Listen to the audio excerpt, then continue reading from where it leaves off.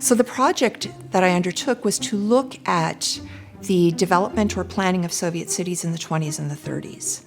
The Soviet Union was led by the Bolshevik Party. They were communists. They saw themselves as the party of workers. But actually, Russia at the time of the Bolshevik Revolution was a country of peasants.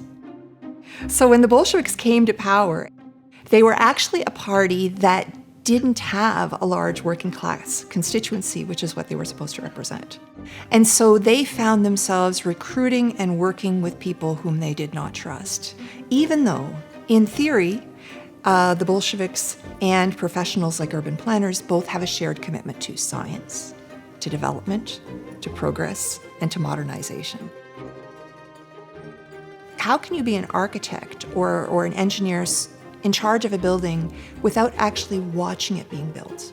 They were afraid to go to the construction site because they would inevitably find problems. They would find a builder who didn't know how to read plans, or they would be cutting corners.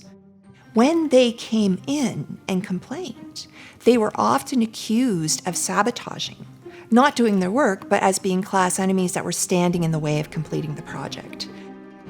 And this definitely stood in the way of building the sort of quality infrastructure in cities that they dreamed of.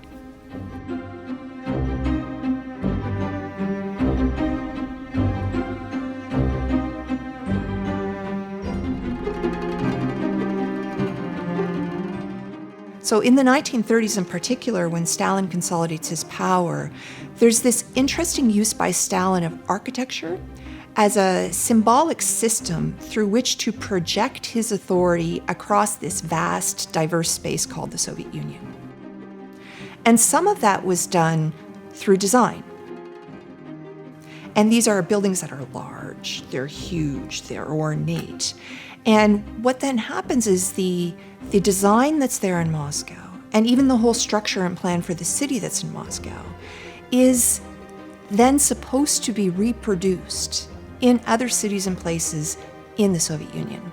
And this is really a problem for urban planners because they're thinking about local circumstances and specifics.